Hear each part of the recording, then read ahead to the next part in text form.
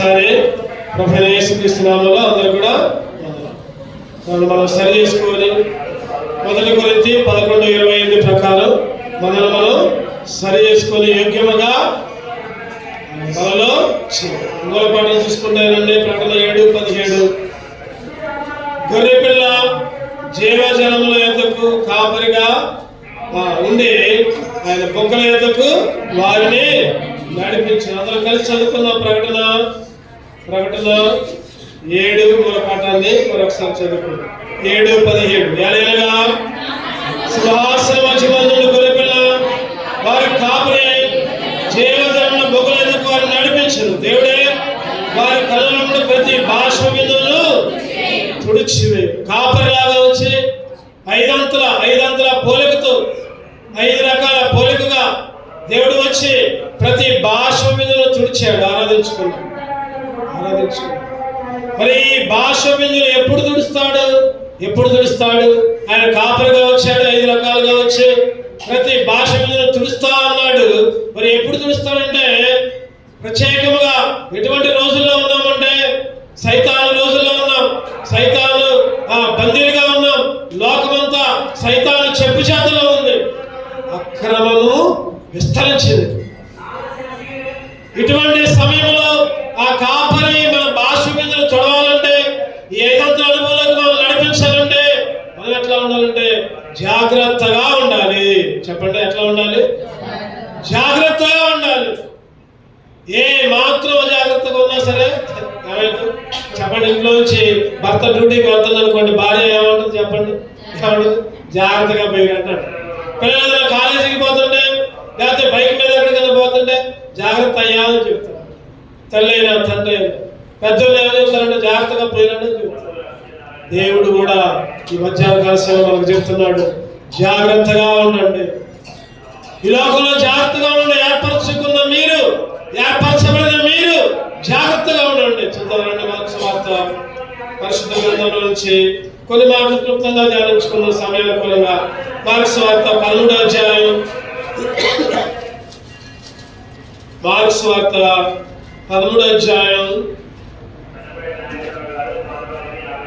9వ వచనం. మార్కు సువార్త 13:9 మిమ్మల్ని గురించి మీరే జాగ్రత్త పడి వారు సభలకు అప్పగించెదరు, మిమ్మల్ని సమాజ మందిరములో కొట్టించెదరు. జాగ్రత్తగా ఉండాలంట. మిమ్మల్ని గురించి మీరే జాగ్రత్త. మాట, చూపు, తలంపు, ఆలోచన ఏముండాలి చెప్పండి? జాగ్రత్తగా. వాళ్ళే మిమ్మల్ని అప్పగిస్తారు. అదే 13వ అధ్యాయం 23వ వచనం చదవండి. 23 మీరు జాగ్రత్తగా ఉండండి. ఇదిగో సమస్తము మీకు ముందుగా చెప్పాను. సమస్తము మీకు ముందుగా చెప్పాను. జాగ్రత్తగా ఉండండి.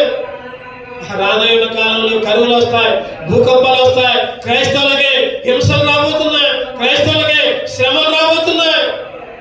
జాగ్రత్త. నేను ముందుగానే చెప్పా. అదిగో అక్కడ దేవుడు, ఎక్కడ దేవుడు, అదిగో అక్కడ స్వస్థత, ఎక్కడ స్వస్థత, అదిగో అక్కడికి పోయి ఇచ్చేయి. దేవుడి పేరు చెప్పే అబద్ధపు క్రీస్తులు బయటకు వస్తున్నారు. వాళ్ళు కూడా విగ్రహారాధన లేకపోతే వేరే దేవుడు చెప్పిన అట్లా యేసుక్రీస్తు పేరు చెప్పే వస్తున్నారు. యేసుక్రీస్తు పేరు చెప్పే స్వస్థతలు చేస్తున్నారు. యేసుక్రీస్తు పేరు చెప్పే అన్ని కార్యక్రమాలు చేస్తున్నారు. అయ్యో అని అక్కడికి పోయి ఎక్కడికి పరుగులెత్తి ఉన్న విశ్వాసాన్ని కోల్పోకుండా జాగ్రత్తగా ఉండండి. నేను అవన్నీ కూడా మీకు ముందే చెప్పా. అన్ని ముందే చెప్పా. ఆ రోజు అంటే అయ్యా నీ నామంలో మేము స్వస్థత చేయలేదా? నీ నామంలో మేము కుటుంబాలను బాగు చేయలేదా? నీ నామంలో చెడిపోయిన వాళ్ళు లేకపోతే ఇంకా అర్హతలు మార్చలేదా? చనిపోయిన వాళ్ళు లేపలేదా? లేకపోతే దయ్యాన్ని వదలగొట్టలేదా అని అడుగుతారంట. అంటే దేవుడు ఏమంటాడు చెప్పండి? మీరెవరు? నేను ఎరగను. మీరెవరు? నేను అక్రమము చేయవారులారా. అపవాదికి దాని దోతలకు సిద్ధపరచబడిన అగ్నిగుణంలో ఈరోజు ఏర్పరచబడిన వారిని సైతం మోసం చేయడానికి అబద్ధపు బోధకులు, అబద్ధపు క్రీస్తులు వస్తున్నారు. వితండవాదం చేస్తున్నారు. మీటింగ్లను పెడుతున్నారు. అందరిని పిలుస్తున్నారు. మీరు ఎట్ట చేస్తున్నారు అని మీటింగ్లను పబ్లిక్ గా చెప్తున్నారు. స్వార్థ చెప్పట్లా. యేసు యేసుక్రీస్తు నమ్ముకోవడం చెప్పట్లా, యేసుక్రీస్తు అభివృద్ధి చెందడం చెప్పట్లా. మీరు అట్టెందుకు చేస్తున్నారు? మీ అయ్యగారిని పిలు, ఆ అయ్యగారిని పిలు, ఈ అయ్యగారిని పిలు, ఇక నా మీద ఛాలెంజ్ అని ఛాలెంజ్ విసురుతున్నారు. జాగ్రత్త, జాగ్రత్త, జాగ్రత్త. ఈరోజు క్రైస్తవులు సైతం మోసం చేయడానికి అందుకనే యేసుక్రీస్తు అంటున్నాడు. ఏమంటున్నాడు చెప్పండి? మీరు జాగ్రత్తగా ఉండు, ఇదిగో సమస్తములు మీతో ముందుగా. అందుకనే మూర్ఖులతో మాట్లాడకూడదని బైబిల్ చెప్పి ఏం చెప్పింది చెప్పండి? మూర్ఖులు ఏం మాట్లాడతారో తెలియదు. క్రైస్తవుల్ని కించపరుస్తున్నారు, క్రైస్తవులే దూషించుకుంటున్నారు. ఎంత విచారకరమైన సంగతి అంటే యేసుక్రీస్తు గురించి చెప్పట్లా, కొత్త ఆత్మల దగ్గర పోతున్నాయా, రక్షణ పొందయ్యా, మారుమనసు పొందు, బాప్తిస్మం తీసుకొని చెప్పట్లా. ఈ చెప్పే బదులు మీరు ఆదివారాలు ప్రార్థన పోతున్నారు, అయిపోతున్నారు, ఇక మీరు మాట్లాడండి, ఉంటే నిలబడండి, నాకు సమాధానం చెప్పండి, వితండవాదం చేస్తున్నారు. తాను పట్టుకున్న కుందేలుకి ఎన్నికాలంట అటువంటి దగ్గర పోకుండా ఉండటమే వచ్చింది. పోయి అటువంటి మాటలని అటువంటి దగ్గర అవమానపడే బదులు పోకుండా ఉండటమే మంచిది. నా తలపు, నా ఆలోచన, మీ ఇష్టం. ఎందుకంటే జాగ్రత్తగా ఉండండి. ఇంకా ఉంటుంది ఒక మాట 33వ వచనంలోనే, జాగ్రత్త పడి మెలకుగా ఉండి ప్రార్థన చేయండి, ఆ కాలం ఇప్పుడు వచ్చును. జాగ్రత్తగా ఉండండి, ఇంకా మెలకుగా ఉండి ప్రార్థన చేయండి. ఆ కాలం ఎప్పుడు వచ్చినో మీకు ఎప్పుడు వచ్చిందో తెలియదు, ఎప్పుడు ఏం జరిగిందో తెలియదు, ఆ కాలం ఎప్పుడు వచ్చిందో తెలియదు. జాగ్రత్త. 3 సందర్భాల్లో దేవుడు ఇక్కడ జాగ్రత్త. ఈరోజు ఆయన గొర్రె పిల్లగా వచ్చి జీవజలాల బొగ్గల దగ్గరికి నడిపించి కాపరిలాగా చెప్పండి. రెండోది కాపరిలాగా, రెండోది దీపములాగా, మూడోది ఒక దేవాలయం లాగా, నాలుగోది ఏలేవాడిగా, ప్రభువుగా, రాజుగా వచ్చి ప్రతి బాష్ప బిందువు తుడిచివేసి ఆయన సన్నిధిలో నిలబెడితే ఇంకా అజాగ్రత్తగా ఉంది, ఇంకా అన్యులతో సహవాసం, ఇంకా దేవునికి దూరంగా, దేవుని మందిరానికి దూరంగా ఇంకా జీవిస్తే అట్లా జాగ్రత్త. ఏ విషయాల్లో జాగ్రత్తగా ఉండాలి. క్లుప్తంగా ఒక 5 విషయాలు మనం ధ్యానం చేసి బలమైపోవాలి. ఏ విషయాల్లో జాగ్రత్తగా ఉండండి. ఒకటి ప్రసంగి 5:1 అందరూ తెలిసిన మాటే. ప్రసంగి 5:1 నీవు దేవుని మందిరములకు పోయినప్పుడు నీ ప్రవర్తన జాగ్రత్తగా చూసుకో. నీవు దేవుని మందిరములకు పోయినప్పుడు నీ ప్రవర్తన, నీ మాట, నీ చూపు. ఎన్నోసార్లు ఈ వాక్యం చెప్పబడదు. నీ ప్రవర్తన ఎట్లా ఉంది, నీ మాట ఎట్లా ఉంది, నీ చూపు ఎట్లా ఉంది, నీ ఆలోచన ఎట్లా ఉంది, నీ నడక ఎట్లా ఉంది, జాగ్రత్తగా చూసుకోబడా. మందిరానికి వస్తున్నావు, ఆదివారం మందిరానికి పోతున్నావు, మిగిలిన రోజుల్లో ఇంకెక్కడికి, ఇంకో దేవుడి దగ్గరికి నేను ఆడబోతున్నావు అనుకోవచ్చు. దేవుడి కంటే నువ్వు దేవుని ఎక్కువ ప్రేమిస్తే దాంతో పూజించినట్టు, దాంతో విభజించినట్టు బైబిల్ చెప్తుంది. విగ్రహాలను వెంబడించుకుంటూ నువ్వు దేవుని మందిరానికి పోయినప్పుడు నీ ప్రవర్తన జాగ్రత్త. ఒకే పడవ మీద కాలై, ఒకే దేవుడిగా ఉండు, ఒకే రక్షణను వెంబడించు, ఒకే మందిరంలోకి వెళ్ళు. చాలాసార్లు చెప్పుకో. న్యాయాధిపతులంట ఆ రోజు ఇష్టమైన మార్గాల్లో వెళ్ళారంట. నిన్న వచ్చిన ఉంటుంది 2వ అధ్యాయం, న్యాయాధిపతులు 17వ అధ్యాయం. వారి ప్రవర్తన అంట న్యాయాధిపతులు 17:6 ఆ దినాలలో ఇశ్రాయేలుకు రాజు లేడు, ప్రతి వాడు తన ఇష్టానుసారముగా ఎట్లా అంట చెప్పండి, తన ఇష్టానుసారంగా ప్రవర్తించారు. ఈ రోజుల్లో కూడా చాలా మంది అంతే, నా ఇష్టం ఎవరు చెప్పడానికి. ఎవరనేది బయట కాదు, విశ్వాసులు అంటున్నారు. ఆయన ఏది నాకు చెప్పేది నా ఇష్టం, నేను చేసుకుంటా. ఆయన ఏది నాకు చెప్పేది నాకు అన్నీ తెలుసు. తెలిసిన వాళ్ళే ఎక్కువ బురదలో పడతారు, తెలిసే బురదలో పడతారు చాలా. ఆ రోజుల్లో ఇశ్రాయేలు అంట ఇష్టానుసారంగా కీర్తనలు 10వ అధ్యాయం, కీర్తనలు 10:5 చదవండి. కీర్తనలు ఎట్లా ప్రవర్తించారంటే కీర్తనలు 10:5 వారెల్లప్పుడు భయము మానుకొని వారి ప్రవర్తన ఎట్టుందంట. అసలు భయం అంటే ఏందో తెలియదు. భయం లేదు దేవుడు అంటే భయం అసలు లేదు. భయం మానుకొని ఈ లోకానికి ఏమో భయపడుతున్నారు, వాళ్ళకి మనుషులకు భయపడతాం, దేవుడికి అస్సలు భయపడతాం. వారు ఎల్లప్పుడు భయం మానుకున్నారు. భయపడమే మానేశారు దేవుడు అంటే, భయపడమే మానేశారు మందిరం అంటే, భయపడమే మానేశారు ఉపవాస ప్రార్థన అంటే, ఆల్రెడీ ప్రార్థన అంటే. అరే సంఘంగా కూడుకుని అందరూ మొరపెడదాం రాండంటే అసలు భయమే లేదు. అందరి గురించి చెప్పట్లేదు. అన్ని మంచిగా ఉండి అంత మంచిగా ఉండి కూడా రాలేకపోతున్నారు ఉపవాస ప్రార్థనలో. ఆ ప్రార్థన ఆశీర్వాదాలు, ఆ దీవెనలు కూడా పొందుకోలేకపోతున్నారు. కారణం ఏంటంటే ఇష్టానుసారమైన ప్రవర్తన, భయం లేని ప్రవర్తన. రాత్రి చాలా మంది వచ్చారు, చక్కగా ప్రార్థన చేశారు. ముఖ్యంగా యవనస్తులైతే చక్కగా ప్రార్థన చేశారు. కీర్తి గాని శైలి గాని నిజంగా ఎందుకు ఈ మాట చెప్తున్నానంటే, దేవుని మందిరంలో భయము కలిగి నువ్వు ఎప్పుడైతే ప్రార్థన చేస్తావో, నేను ఇంటి దగ్గర చేస్తున్నావు. దేవుని మందిరంలో చేరు, మందిరం కొరకు, విశ్వాసం కొరకు, సేవకుల కొరకు, సంఘం కొరకు, సంఘ అభివృద్ధి కొరకు, సైతాన శక్తుల కొరకు ప్రార్థన చేసేవారుగా ఉండాలి. అందుకనే భయం లేకుండా ప్రవర్తిస్తున్నారని కీర్తనకారులు అంటున్నారు. వారంట భయము మానేసి, సామెతలు 11:20 వచ్చింది. సామెతలు 11:20 మూర్ఖ చిత్తులు యెహోవాకు హేయులు, యథార్థముగా ప్రవర్తించువారు ఆయనకి. ఎప్పుడైతే యథార్థముగా నమ్మకంగా దేవుని మందిరమన్నా నమ్మకంగా ఎప్పుడైతే ప్రవర్తిస్తావో దేవునికి ఇష్టంగా ఉంటావు. దేవునికి మూర్ఖంగా ఉండి నీ ఇష్టం వచ్చినట్టు చేస్తే దేవుడికి ఇష్టలు కాదంట. ఎవరంట? హేయులు అని ఉంది ఇక్కడ. హేయులు అంటే చెప్పండి. హేయులు అంటే అసహ్యం. హేయులు అంటే నువ్వు యథార్థముగా భయభక్తులు కలిగి ఉండి దేవునికి మొరపెట్టు. 14:2 కూడా సామెతలు 14:2 కూడా యథార్థముగా ప్రవర్తించేవాడు యెహోవా యందు భయభక్తులు గలవాడు కుటిల చిత్తుడు. చెప్పండి. కుటిల చిత్తుడు అంటే చెప్తారా సార్ అర్థం? యథార్థం లేకుండా ఉంటే కుటిల చిత్తుడు.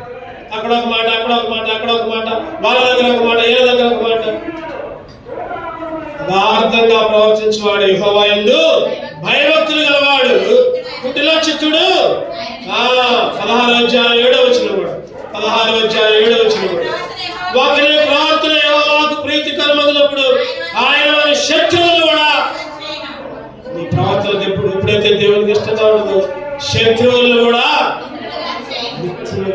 నీ ప్రవర్తన బట్టి మనమేమో మిత్రులు కూడా, మన ప్రవర్తన ఎట్లా ఉందంటే మిత్రులు కూడా శత్రువులుగా వస్తున్నారు. పగవాళ్ళుగా, పరాయి వాళ్ళుగా మిత్రులే, దేవుని బిడ్డలే, ఒకే సంఘం. దేవుడు ఏమంటున్నాడంటే ఒకరి ప్రవర్తన యెహోవాకు ప్రీతికరముగా ఉన్నప్పుడు శత్రువులు కూడా మిత్రులుగా. మధ్యాహ్న కాల సమయంలో బలలో చేసినప్పుడు జాగ్రత్త, నీ ప్రవర్తన జాగ్రత్త.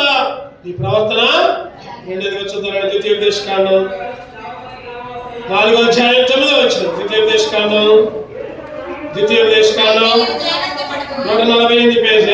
మరియు 9 అయితే నీవు జాగ్రత్త పడు, నీవు కనులారా చూచిన వాటిని మరొకన్నట్లు అవి నీ జీవిత కాలం అంతయు నీ హృదయంలో తొలగిపోకుండా నిమిత్తం నీ మనస్సును జాగ్రత్తగా కాపాడు. నీ మనస్సు ఏంటంట? మనస్సు. 8 కూడా మరి నేడు నేను మీకు అప్పగించిన ఈ ధర్మశాస్త్రం అంతట్లో కాటలలో నీతిలు గారు గొప్ప జనమేది. అయితే నీవు దేవుని వాక్యం పట్ల నీ మనస్సు నుంచు. దేవుని వాక్యం పట్ల, ధర్మశాస్త్రం పట్ల నీ మనస్సు నుంచు. ఆయన మాటకి లోబడు, ఆయన మాటకి, దేవుని కళ్ళకి లోబడు. జాగ్రత్తగా నీ మనసుని దేవుని మాట వినేటట్టు చేసుకో. అది నా అర్థం. ఇక్కడ ద్వితీయోపదేశకాండం 11:8 చదవండి. ద్వితీయోపదేశకాండం 11:18. 11:18. కాబట్టి మీరు నా మాటలను మీ హృదయంలోను మీ మనస్సులోను ఉంచుకొని వాటిని చేతుల మీద సూచనలుగా కట్టుకున్నాను. అవి మీ కన్నుల నడుమ బాసికములుగా ఏం కట్టుకోవాలన్నా దేవుని మాటలు హృదయంలోను మనసులను ఉంచుకోవాలి. హృదయంలో మనసులో దేవుని మాటలు. ఒకటోదేమో నీ ప్రవర్తన జాగ్రత్తగా ఉంచు. రెండోదేమో నీ మనసులో దేవుని మాటలు హృదయంలో ఉండేటట్టు జాగ్రత్తగా చూచుకో. వ్యర్థమైన వాటిని మీ మనసులో ఉంచుకోవద్దు. కీర్తనలు 24:4 ప్రకారం, కీర్తనలు 24 చదవడం మాట. కీర్తనలు 24:4 వ్యర్థమైన దాని మనస్సు పెట్టక కపటముగా ప్రమాణము చేయొచ్చు. వ్యర్థమైన దాని మీద మనస్సు. ఈరోజు మన మనస్సు దేని మీద ఉందంటే వ్యర్థమైన ప్రతి దాని మీద మనస్సు. వ్యర్థమైన వాటి మీద మన హృదయం ఉంది. వ్యర్థమైన దాని మీద మనస్సు పెట్టుకోవద్దు. ఎట్లా ఉండాలంట? నిర్దోషమైన చేతులు, శుద్ధమైన హృదయం. నిర్దోషమైన చేతులు, శుద్ధమైన నీ మనస్సు వ్యర్థముగా ఉంచు. వ్యర్థమైన మాట మీద నీ మనస్సు ఉంచొద్దు. 16వ అధ్యాయం సామెతలు 16:32 చదవండి. సామెతలు 16. పరాక్రమశాలి కంటే దీర్ఘశాంతము గలవాడు శ్రేష్ఠుడు. పట్టుకునే వాడి కంటే తన మనసును స్వాధీనపరుచుకున్నవాడు. ఎవరినన్నా స్వాధీనపరచుకోవాలి? మన మనసునే. ఎవరి మనసు కాదు, మన మనసునే స్వాధీనపరచుకో. మన మనస్సు దేవుడు చెప్పినట్టు ఏంటంటే మన మనసునే స్వాధీనపరచుకోవాలి. శరీరం చెప్పేటట్టు ఏనొద్దు. అందుకనే జాగ్రత్త. నీ మనస్సుని జాగ్రత్తగా దేవుడి మాటల మీదనే ఉంచుకో. దేవుని మీదనే ఉంచుకో. దేవుని వాక్యాల మీద ఉంచుకో. వ్యర్థమైన ఆ కబుర్లు ఈ కబుర్లు ముసలమ్మ ముచ్చట్లు వాటి మీద కాదు. దేవుని మాట మీదనే నీ మనసుని ఉంచుకో. యాకోబు 1:22 చూద్దారండి. దేవుని మాట అంట. యాకోబు 1వ అధ్యాయం. మీరు వినువారు మాత్రమే మిమ్మల్ని మీరు మోసపుచ్చుకోకుండా, వాక్య ప్రకారం వినువారు మాత్రమే కాకుండా మిమ్మల్ని మీరు ఎవరినో మోసం చేయడం కాదు, మనమే మోసం. నిన్ను నీవే జాగ్రత్త. దేవుని మాట మీద నీ మనసు పెట్టుకో. చూద్దారండి. మూడోదిగా యెహోషువ 1వ అధ్యాయం 8. ఈ ధర్మశాస్త్రమందు గ్రంథమును నీ బోధింపక తప్పిపోకూడదు. దానిలో రాయబడిన వాటి ప్రకారం చేయటకు నీవు జాగ్రత్త పడినట్లు దివారాత్రులు దాన్ని ధ్యానించినలా నీ మార్గమును వర్ధిల్ల చేసుకుని చక్కగా ప్రవర్తించవు. జాగ్రత్త. ఇక్కడ 2 సార్లు రాయబడి ఉంటుంది జాగ్రత్తగా. 7వ వచనం కూడా. అయితే నీవు నిబ్బరము కలిగి జాగ్రత్త పడి బహు ధైర్యముగా ఉండు. జాగ్రత్తగా ఉండు. నిబ్బరము కలిగి ధైర్యముడు. జాగ్రత్తగా ఉండు. జాగ్రత్తగా ఏ విషయంలో అంటే భక్తి విషయంలో, నీ ప్రార్థన విషయంలో, నీ ఆలోచన విషయంలో. మత్తయి సువార్త కొండ మీద ప్రసంగంలో దేవుడు చెప్తా ఉంటాడు. చూద్దానండి.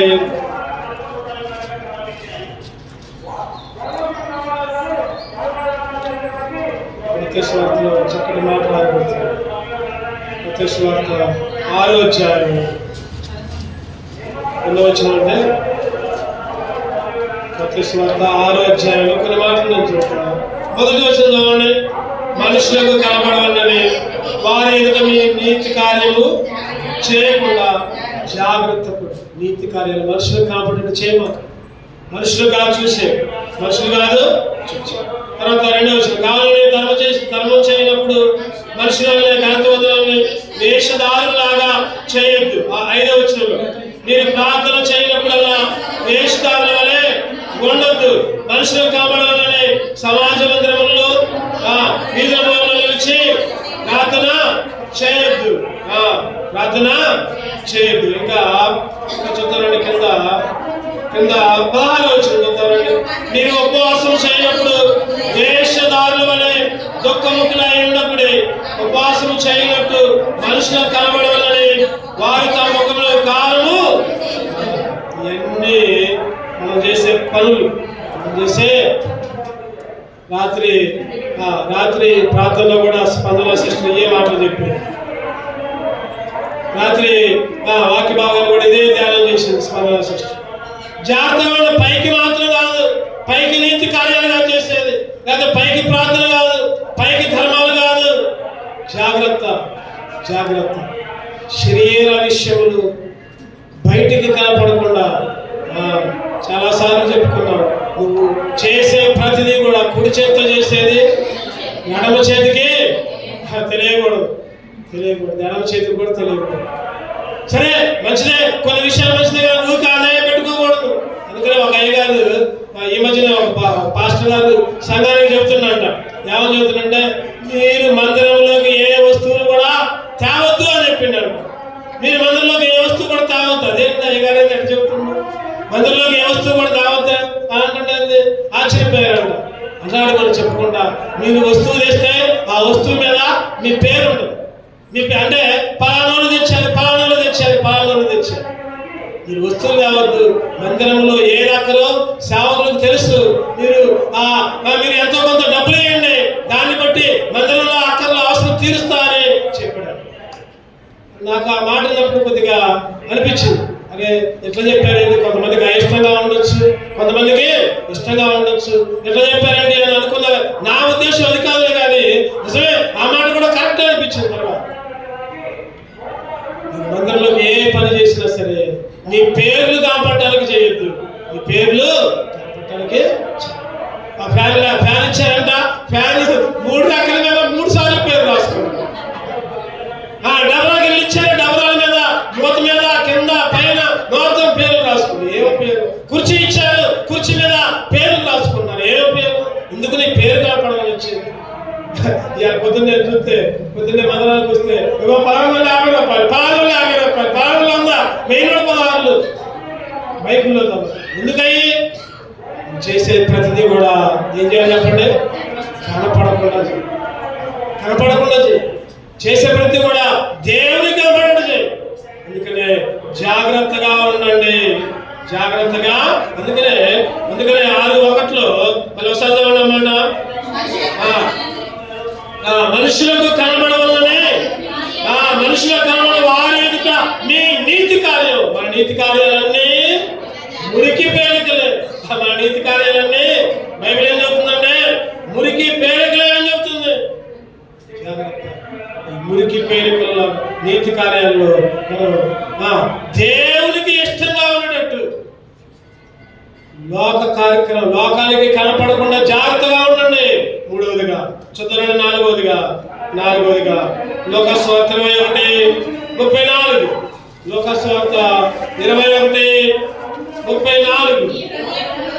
నీ హృదయములో ఒకవేళ తిండి వలన, మత్తు వలన, ఐహిక విచారముల వలన మందముగా ఉన్నందున ఆ దినము అకస్మాత్తుగా మీ మీదికి గురి వచ్చినట్టు రాకుండా మీ విషయమై మీరు జాగ్రత్తగా ఉండాలి. దీనివల్ల తిండి వలన, మత్తు వలన, ఐహిక విచారము వలన, లోక ఆశల్లో జాగ్రత్తగా ఉండాలి. 1వది ప్రవర్తన జాగ్రత్తగా ఉండాలి. 2వది చెప్పండి మనస్సు జాగ్రత్తగా ఉండాలి. 3వది మనం చేసే ప్రతి నీతి కూడా జాగ్రత్తగా ఉండాలి, మనుషులకు కనబడేటట్టు. 4వదిగా లోక ఆశలు, తిండి, ఇంకేముంది అక్కడ, మత్తు, ఐహిక విచారాలు. ఒక అక్కలు అడిగితే ఏ దాకా ప్రార్థనకు రావట్లేదంటే, అయ్యా నాకు ఎన్ని బాధలు ఉన్నాయో ఏం చెప్పినట్టు. వాటిని ఏమంటారంటే ఐహిక నీకున్న బాధలన్నీ పక్కన పెట్టు, నీకున్న సమస్యలన్నీ పక్కన పెట్టు, జాగ్రత్తగా ఉండు. కాలం మంచిగా లేదు. నువ్వు ఈ బాధల్లో ఉండడం కంటే ఈ బాధలో ఉన్నా పర్వాలేదు, కానీ ఆ బాధల్లో నుంచి మాత్రం తప్పించు. ఏ బాధ అది? నరకంలో ఉండే బాధ, అగ్నిగుండంలో ఉండే బాధ, తిండి వల్ల, మత్తు వల్ల, లేదా ఐక విచ్ఛేదాలు. నేను ఎట్లా, నా భవిష్యత్తు ఎట్లా, నా ఇల్లు ఎట్లా, నా ఉద్యోగం ఎట్లా, నా పిల్లలు ఎట్లా, ఏ ఐక విచ్ఛేదం దేవునికి అప్పచెప్పు. సమస్తము కూడా దేవుడు అన్నాడు, మీ చింత యావత్తు, చెప్పండి, చింత యావత్తు మీరే బాధపడండి, మీరే ఆలోచించుకోండి, మీరే చేసుకోండి, నాకు సంబంధం లేదు, నీ బాధ నువ్వే పడు. పెళ్ళైన తర్వాత తండ్రులు కొడుకుతా అంటారు, అరే నీకు పెళ్లి చేశా, ఇక నీ ఇష్టం రా, నీ సంపాదన నీదే, ఇక నీ ఇష్టం, నన్ను ఏది అడగమాకు అంటారంట కొంతమంది. దేవుడు, మన దేవుడు అట్లా అంటున్నా, ఏమంటున్నాడు చెప్పండి, ఉదయం వచ్చే వరకు ఎత్తుకొని వాడును నేనే, నీ బాధవద్దు నా మీదే, నీ చింత నా మీదే. ఐహిక విచారాలతో తాగుతున్నారు చాలా మంది. ఐహిక విచారాలతో ఏం చేస్తున్నారు చెప్పండి, అవన్నీ మోడల్కి ఇంకా తాగుతున్నారు, ఇంకా తింటున్నారు, ఇంకా తిరుగుతున్నారు, ఇంకా ఎక్కువ అప్పులు అవుతున్నాయి. ఒకడంతా తాగిండు, ఏదిరా తాగుతున్నావు అంటే, నా అప్పు తీరట్లేదండి అందుకనే తాగుతున్నాను. అప్పు తీరకపోతే ఇంకా ఎక్కువ ఖర్చు పెడుతున్నాడు. ఈరోజు ఎట్లా ఉంటున్నాయంటే జాగ్రత్త. అందుకనే దేవుడు అంటున్నాడు, జాగ్రత్త. మీ హృదయాన్ని ఒకవేళ తిండి వలన, మత్తు వలన, ఐక విచారంలో మందముగా ఉన్నందున ఆదరము అకస్మాత్తుగా వచ్చింది, ఉరి వచ్చినట్టు వచ్చింది. రక్షణ బంధు, మానవస్ బంధు, బాప్తిసం తీసుకో. ఎప్పుడు చనిపోతావో తెలియదు, ఎప్పుడు చావచ్చిందో తెలియదు. ఈ మధ్య ప్రమాదాలు చూస్తే భయంకరమైన ప్రమాదాలు. ఆ తల్లంట ఏదో సమస్య వచ్చింది, విషం తాగింది, 3 పిల్లగాళ్ళకి విషం ఇచ్చి వాళ్ళని కూడా చంపింది. ఆమె వచ్చేది సస్తపోయేది. 3 పిల్లలు అమాయకులైన పిల్లలు వాళ్ళకు కూడా విషం ఇచ్చి వాళ్ళని చంపింది, ఆమె వచ్చింది. ఎందుకు? కారణం ఎందుకంటే ఐహిక విచారాలు ఎక్కువయ్యాయి, లోక బాధలు ఎక్కువయ్యాయి, లోక సమస్యలు ఎక్కువయ్యాయి. ఈరోజు రకరకాల పరిస్థితుల్లో చనిపోతున్నారు, యాక్సిడెంట్లని, లేకపోతే ఆత్మహత్యలని, లేకపోతే గుండెపోట్లని, అనుకోకుండా హార్ట్ అటాక్లని. అందుకే ఆ దినము ఉరి వచ్చినట్లు మీ మీదకి రాకుండా మీరు జాగ్రత్తగా అసలు జాగ్రత్త ఉందా? ప్రవర్తన విషయంలో, ఇంకా మనస్సు విషయంలో, దేవుడి మాట వినే విషయంలో, ఇంకా చెప్పండి, చేసే ప్రతి నీతి విషయంలో కనబడకుండా దేవునికి మహిమొచ్చినట్టు చేసేదానికి జాగ్రత్తగా ఉండండి. నాలుగోదిగా లోక ఆశ విషయంలో, లోక తలంపుల విషయంలో చివరిగా చూద్దానంటే కొలస్సీయులకు రాసిన పత్రిక ముగించుకుందాం 10 నిమిషాలు. కొలస్సీయులకు రాసిన పత్రిక 4వ అధ్యాయం 17వ. కొలస్సీయులకు రాసిన పత్రిక 4:17. మరియు ప్రభువునందు నీకు అప్పగింపబడిన పరిచర్యను నెరవేర్చుటకు దాని గురించి జాగ్రత్త పడు. ఏంటంటే చెప్పండి, ప్రభువునందు నీకు అప్పగించబడిన పరిచర్య, నీకు అప్పగించబడిన పని ఏముంది అక్కడ, నెరవేర్చుటకు దాని గురించి జాగ్రత్త పడు. నీకు అప్పగించబడిన పని ఏంటిది? పాటల మాట నీకు అప్పగించిందా? పనిదా? టయానికి రా. పాటలన్నీ అయిపోయిన తర్వాత కదా వచ్చి, లేదా ప్రార్థన చేయడమా? టయానికి రా. లేదా ప్రసంగం చెప్పడమా? టయానికి రా. లేదా పని చేయడమా? చాపలేయడమా? కడగడమా? వంట వండడమా? లేదా శుద్ధి చేయడమా? శుభ్రం చేయడమా? ఓడటమా? బాత్రూంలో కడగడమా? నీకు ఏ పని అప్పచెప్తే ఆ పని నమ్మకంగా చెప్పండి. ఎట్లా ఉంటా? పరిచయం నెరవేర్చిన దాని గురించి నమ్మకంగా పరిచయం చేయాలి. నాకు ఏ పరిచయం లేదు, నేను వస్తా పోతా అంటే కుదరదు. దేవుడు ఒక్కొక్కరికి ఒక్కొక్క బాధ్యత అప్పచెప్పాడు. ప్రతి ఒక్కరికి ఒక బాధ్యత. నమ్మకమైన 2 దినవృత్తాంతాలు 29వ అధ్యాయం 11వ వచనం చూద్దాం.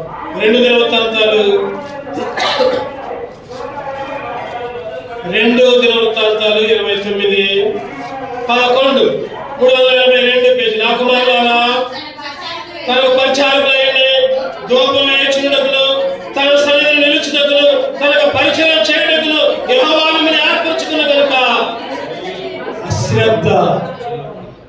అశ్రద్ధ అరే ఉపవాసం కూడికి రమ్మంటే అశ్రద్ధే, బైబిల్ స్టడీకి రమ్మంటే అశ్రద్ధే. అక్కడ ఏముంది చెప్పండి? తన సన్నిధిని నిలుచుటకును, తనకు పరిచర్య చేయటకును యెహోవా మిమ్మును యెహోవా నిన్ను ఏర్పరచుకుంది. ఇంటి దగ్గర కూర్చోడానికి కాదు, దేవుని మందిరంలో నియామక కొడుకుల్లో పాల్గొని ఉపవాసమును మొరపెట్టి అందరి కొరకు మొరపెట్టి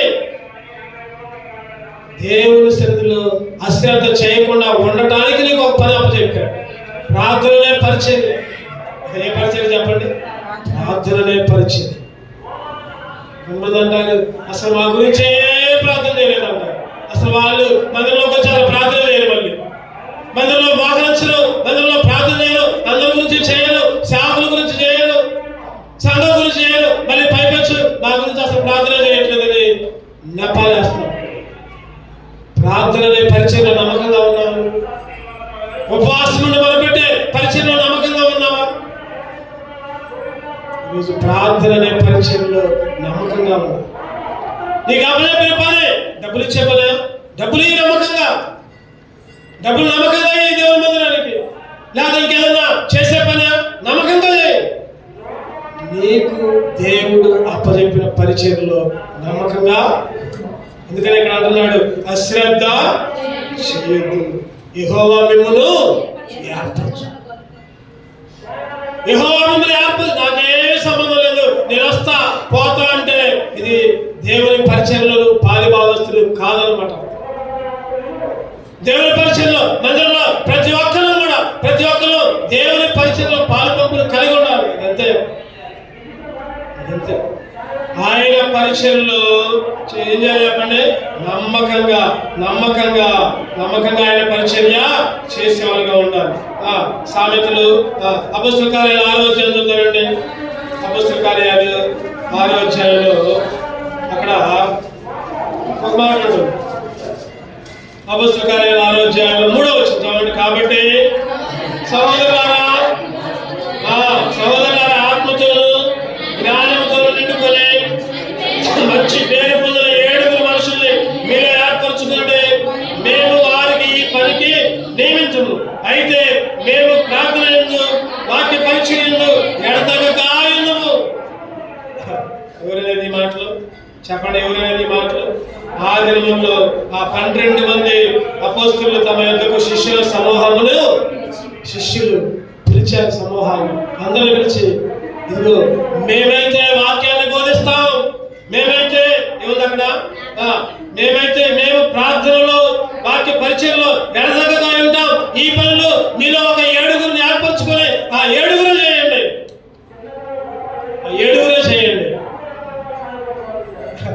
అందుకనే కొంతమంది కొన్ని బాధ్యతలు అప్పచెబుతూ ఉంటాం. ఇక మీరు సందాలకు పెట్టండి, మీరు ఆ పనులు చేయండి, ఈ పనులు చేయండి. బాధ్యత నుంచి తప్పించుకొని మీరే చేసుకోలే మా కొద్దిలే అని తప్పించుకొని పోయే వాళ్ళు కూడా ఉంటున్నారు చాలా. ఈరోజు సంఘంలో ఒక బాధ్యత. మేమైతే ప్రాంతంలో ఉంటాం, వాక్య పరిచయంలో మేమెట్లా భోజనాలు పెడితే ఎట్లా, మేమెట్లా వడ్డిస్తే ఎట్లా, మేమెట్లా బాత్రూమ్లు కడితే ఎట్లా, మేమెట్లా చాపలేస్తే ఎట్లా, ఎవరు చేసే పని వాళ్ళే. ఆ రోజు శిష్యులు ఖచ్చితంగా చెప్పారు, ఎవరు ఎక్కడ రావండి, మంచి పేరు పొందిన 7 మనుషుల్ని మీరు ఏర్పరచుకుని మేము వారిని పనికి నియమితం. అయితే మేము ప్రార్థనలు వాక్య పరిచర్యలు ఎడతెగకని చెప్పి ఈ మాట జన సమూహం అంతటికి ఇష్టమైనందున. ఎవరికి ఇష్టమైందంట? అందరికి ఇష్టమై. అదే మనకి 7గురికి అప్పచెబుదామంటే 7 అసలు ప్రార్థనకే రావట్లేదా? ఇంకేం అప్పచెబుతాం? ప్రార్థనకు రమ్మంటే కోపం, ఏదైనా మాట అంటే కోపం, ఎవరన్నా అంటే కోపం. అంత్యకాలం. అందుకనే జాగ్రత్త. మీ మనసును మిమ్మల్ని మీరే మోసపుచ్చుకోవద్దు. నేనే మోసపుచ్చుకోవద్దు. ఎంతకాలం దూరంగా ఉంటావు? చేత కాలేదా? పర్వాలా. లేకపోతే వృద్ధాప్యంలో ఉన్నావా? పర్వాలా. యవనస్తుడిగా ఉండి, యవనస్తురాలుగా ఉండి ఇంకా నువ్వు మందిరానికి ఎందుకు దూరంగా ఉంటున్నావు? చదువుకునే పిల్లలు కూడా ఖచ్చితంగా రావాలి. బుధవారం కూడికి, శనివారం కూడికి, పరీక్షలు రాసే వాళ్ళు కూడా రావాలి ఖచ్చితంగా. నీవు దేవుని మందిరంలో ఉంటే నీకు అది 1000 రెట్లు ఆశీర్వాదం. గుర్తుపెట్టుకో, నువ్వు దేవుని మందిరంలో దేవుని కొరకు 1 గంట గడిపితే, 1 గంట ప్రార్థనలో ఉంటే నీకు, నీ ఆరోగ్యానికి, నీ భవిష్యత్తుకి కూడా ఆశీర్వాదం. నాకు బాగలేదు, లేకపోతే నేను ముసలి, లేకపోతే నాకు ఆ పనులు ఈ పనులు ఉన్నాయి. దేవుడికి తెలుసు. నీకు వీలైతే ఖచ్చితంగా రా, వీలు కాకపోతే దేవా నేను రాలేకపోయాను క్షమాపణ. అందుకనే ఇక్కడ ఏముందంటే జాగ్రత్తగా ఉంది. ఏ విషయంలో అన్నా? పరిచర్య చేసే విషయంలో. పరిచర్య చేసే విషయంలో నేను ఎన్ని నా ఇష్టం వచ్చినట్టు నేను చేస్తా అంటే రానయ్యేది శ్రమ కాలం, రానయ్యేది ఇబ్బంది కాలం, రానయ్యేది భయంకరమైన కాలం. ఒక ఆయన ఉన్నాడు, ఒక పాస్టర్ ఉన్నాడు, సంఘాన్ని పిలిచాడు, ఆ టైంలో మేము కూడా ఎందుకు అక్కడ పోయాము. ఈ వారంలో ఆ మందిరంలోకి పోయాను. నేను పేరు చెప్పను కానీ సంఘం కూడా ఒక 50 మంది వచ్చారు. 50 మంది పెద్ద సంఘం వచ్చారు.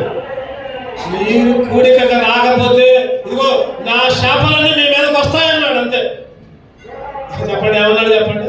శాపాలన్నీ నీ మీదకి, నీ కుటుంబాలు. ఇదిగో బుధవారం రావాలి, శనివారం రావాలి, ఆదివారం రావాలి, మీరు ఆ పని చేయాలి, మీరు ఎంత డబ్బు ఇవ్వాలి. డబ్బులు కూడా లెక్క పెట్టి చెబుతున్నారు. ఇదిగో ఫలానాలు ఎంత ఇవ్వాల్సిందే, ఫలానాలు ఎంత ఇవ్వాల్సిందే, మీరు ఏమన్నా చేయండి. మీరు చుట్టుపక్కల పోయి అవి తీసుకున్నాండి, ఇవి తీసుకున్నాండి, బియ్యం అడుక్కున్నాండి, అవి చేసుకోండి, ఇవి చేసుకున్నాండి. నాకు ఆశ్చర్యం అనిపించింది. అదే మేము ఎప్పుడైతే మా సంఘంలో చెప్పలేదు. నిజంగా వాళ్ళు కూడా అసలు మానకుండా భయపడి, ఏ శాపాలు మా మీద కొత్తలేవు, ఏ మా మీద కొత్తలేవు, భయపడి అట్లా ఏందయ్యా సంగతి అంటే, ఎందుకంటే మాకు లేకపోతే శాపాలుగా ఎప్పుడు మేము అనలేదు. అట్లా సంఘంలో ఎప్పుడు అట్లా చెప్పలేదు. ఎందుకు ఈ మాట చెప్తున్నానంటే, అటువంటి గొర్రె అంట, చెప్పండి, పూర్తి చేయండి. నేను గొర్రె అనే మాట చెప్పాను, మీరు పూర్తి చేయండి. గొర్రె అంట కోసేవాడు, కాసేవాడు, కోసేవాడికే మాట్లాడు. కషాయి రైట్, ఓకే, ఈ మాట కూడా కాదు. గొర్రె కషాయి వాడికే అంటే నరికేవాడికే మాట్లాడుతుంది. నా అమ్మ కొద్దిగా అది పెడతా, ఇది పెడతా, ఇది పెడతా అంటే ఎందుకు బాధతో ఈ మాట చెప్తాను.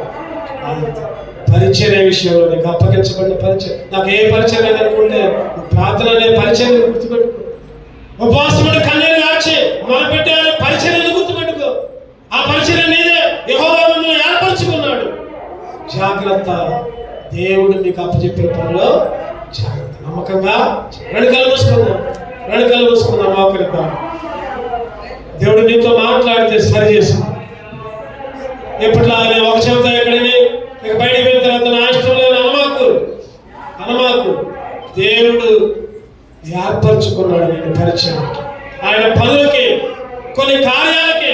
ఇగో నీ ద్వారా ఒక కార్యం జరగాలి. అక్కడ నువ్వు రక్షణ పొందే ఉంటే, మారు మనసు పొందే ఉంటే, మందిరంలోకి వస్తున్నా ఉంటే, నీ ద్వారా ఒక పని ఉంది. అంతా ఆయనే చూసుకుంటారులే, అంతా వాళ్ళే చూసుకుంటారులే, నాకేం సంబంధం లేదులే అనుకోవద్దు దయచేసి. ప్రేమ చెల్లి, అక్క, తమ్ముడు అన్నాడు, ఇది దేవుని పరిచర్య, నాది కాదు. ఇది దేవుని పరిచర్య. నేనైతే ఎప్పటికప్పుడు భయంతో ఉంటా, అయ్యో పరిచర్య ఎట్లా అయిపోతుంది. ఎక్కడికైనా పోవాలన్నా మందిరం తర్వాతే అని ఆలోచిస్తాను. అది మా దేవుడు మనకిచ్చిన మందిరాన్ని, దేవుడు మనకిచ్చిన పరిచర్య. నమ్మకంగా ఈ ప్రవర్తన అట్లా ఉంది. జాగ్రత్తగా చూసుకో. నీ మనసు దేవుని మాట మీద ఉందా, లోకపు మాట మీద ఉందా? నీ కార్యాలు ఎట్లా ఉన్నాయి? నీ చేతి పనులు మనుషులకు కనబెట్టున్నాయా, దేవుడికి కనబెట్టున్నాయా? వేషధారిలాగా ప్రార్థన చేయొద్దు, అందరి ముందు ఏడ్చుకుంటా. నీవు రహస్యంగా దేవుడికి కనబెట్టు చేయ. వేషధారిలాగా దానం చేయొద్దు. భేదవిధానాలు 2 పైసలే చేసింది, ఇష్టమైన అర్పణ, ఏదో కనబడినట్టు మనం చేయొద్దు. వేషధారిలాగా మాట్లాడద్దు. జాగ్రత్త. పైకి ఒక మాట చెబుతా ఉంటారు, లోపల ఇంకో మాట ఉంటుంది. పైకేమో భక్తి కలిగిన మాటలు, లోపలేమో సైతాన్ ఆలోచన. జాగ్రత్త. లోక ఆశ విషయంలో ఐహిక విచారాలు, తిండి, మత్తు, కుటుంబం, పిల్లలు, ఇదే కాదు దీంట్లోనే కాదండి. జాగ్రత్తగా ఉండండి. గురి వచ్చినట్లు వచ్చిందంట నీ మీద. దేవుని వాక్యం సెలవిస్తుంది. దేవుని చేతిలో పడుట భయంకరం, బహుభయంకరం. నువ్వు ఎవరి చేతిలోనే పడు, 1 రోజు 2 రోజుల్లో బయటకు వస్తాడు. పోలీసుల చేతిలో పడు, ఖచ్చితంగా కొడతారేమో, కొట్టిన తర్వాత బయటకు రావచ్చు, దాని తర్వాత 2 నెలల తర్వాత మంచిగా రావచ్చు. కానీ దేవుని చేతిలో పడుట బహుభయంకరం. నీ జీవితం మారిపోతుంది. నరకం, అగ్నిగుండం. తప్పించేవాడు ఎవడు లేడు. నీ ఇష్టం వచ్చినట్లు ఆదివారాలు కూడా మానేస్తున్నావు, బుధవారాలు మానేస్తున్నావు, శనివారాలు ఉపవాస కూడికలు మానేస్తున్నావు. వ్యర్థమైన దాని మీద మనస్సు పెడుతున్నావు. నీ మనస్సు దేవుని మీద పెట్టు, దేవుని వాక్యం మీద పెట్టు. మాకు ఆశ నుంచి తప్పించుకో. జాగ్రత్తగా చివరిగా దేవుడు నీకు ఇచ్చిన పరిచయంలో జాగ్రత్త. నాకే పరిచర్య లేదనుకుంటున్నావా? చాలా పెద్ద పరిచర్య ఉంది. పెద్ద పరిచర్య. దేవుని మందిరంలో ప్రార్థన చేయ మోకరించి, అదే పెద్ద పరిచర్య. ఇక మేము ప్రసంగాలు చెప్పినా, లేకపోతే ఇంకేం చేసినా, ఇంకెక్కడికి పోయినా అవి కనపడదే పరిచర్య అది. ఆ కనపడిన పరిచర్యలో పాలిభాగస్తుడిగా ఉండు. ప్రార్థన, ఉపవాసం ఉండి మనం పెట్టే పరిచర్యలు నమ్మకముగా ప్రభా, ఈ 5 రకాలుగా నన్ను జాగ్రత్తగా చూసుకునే భాగ్యాన్ని ఇయ్యాలి. మనలో ప్రతి ఒక్కరు, నేను, మీరు, మనం అందరం. ఇది ఎవరికో కాదు, నాకు కూడా ఇది. ప్రతి ఒక్కరికి ఈ మాటలు. ప్రభా, ఇంకా నీ కార్యాలు నీ మందిరాన్ని అశ్రద్ధ చేస్తున్నాను, సరిచేయి. ప్రభా, జాగ్రత్తగా మెలకువగా ఉండే ప్రభా, నీ కార్యాలయందు ఆసక్తి కలిగి బిడ్డగలను తీర్చేయాలి. దేవుని అడుగుదాం, యోగ్యంగా మనలో చేయాలి. ఒక్క నిమిషం మనమే సరి చేసుకున్నాం.